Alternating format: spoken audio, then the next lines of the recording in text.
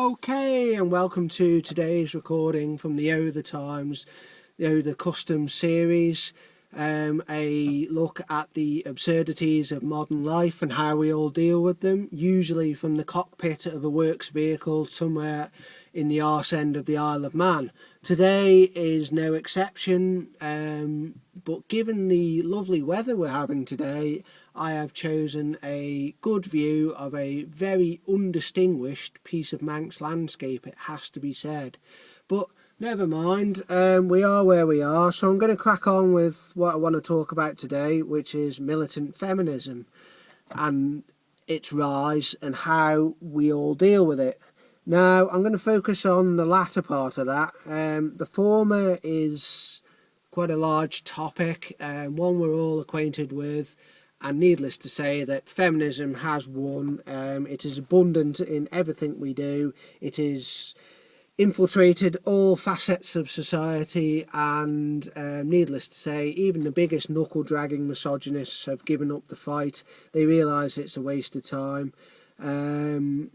For example, no longer do builders wolf whistle women from the safety of the scaffolding on building sites. They are now restricted to a very minor rifting at brew time with their like-minded colleagues, worried that their utterings will be heard by a feminist HR manager or foreman, who will tell them that they are on their final warning and will be marching down the job centre on Monday should they persist with their outdated views.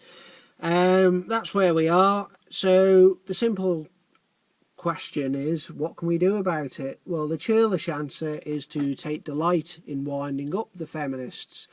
As we all know, feminists are not renowned for their sense of humour, nor are they renowned for their open-mindedness in debate. Therefore, all that is left is to go back to a rather childish take on life and simply take delight in winding them up. How do you do that? Well, I'll give you a quick example. The other night I found myself, much against my will, at a feminist dinner party of all places. Needless to say, I was hideously out of my depth. The struggles of K.D. Lang and the back catalogue of Germaine Greer are not my particular cup of tea, I have to admit. Nevertheless, I did my bit. I kept my head down. I stared into my vegan pasta bake and nodded at the appropriate times when strong statements about the importance of suffragettes came up, and I got through the initial stages relatively unscathed. I then realised that this is not what I wanted to be doing with my life, and I decided to go straight on the wind-up at the first appropriate moment. This came after about 15 minutes, when I was asked about my own views on feminism. I stated in no uncertain terms that I believed that all feminism was indeed a creation by the more unattractive members of the female race in order to gain the same status and privileges as their more attractive counterparts. This, of course, did not go down too well, as one can imagine. I spent the next 30 minutes staring into my half-eaten vegan pasta bake, wishing I was anywhere but there once more. But much to my surprise, the feminists did give me a second chance. They asked me a rather open-ended question about what my view on the role of women was in the world. I looked somewhat in a studied sense of importance. I looked up skywards and I stated that I believe that women were essentially just gay men with fannies. It was as simple as that. Somewhere along the line, the evolution process had broken down. I was met with a look of disgust and was shunned for the rest of the evening, which, as it turned out, was not too much of a bad thing.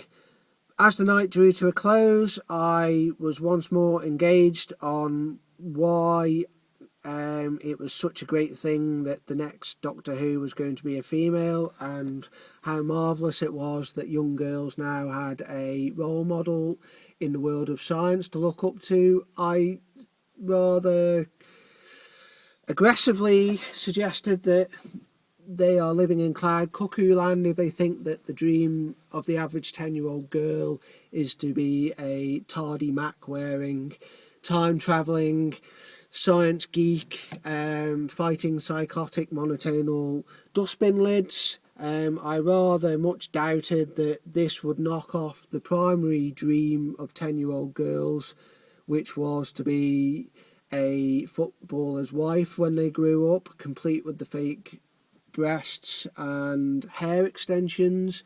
This again did not go down too well. I was now very much an unwanted house guest, and the knives were circling for me, in this case quite literally around my groinal region. I was quite literally thrown out the door. The coat was put on my back. It was made abundantly clear to me that I would not be welcome again, which, as it happened, I was not going to shed any tears over.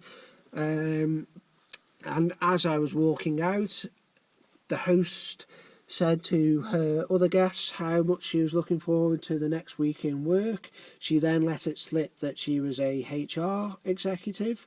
I stated that in no uncertain terms once more that HR was simply a creation by feminists in order to give women a job and a sense of importance in the workplace. It was a unnecessary folly in business, and it was costing British industry several £1 trillion a year because of this unnecessary folly. That is how I dealt with the tricky situation of being surrounded by feminists. I made the best of a bad situation, and I succeeded in my goal in taking delight at winding up said militant feminists. How you deal with it is entirely up to you. I just thought I'd share my rather, shall we say, cumbersome methods in dealing with the rise of feminism. So that's that. All the best.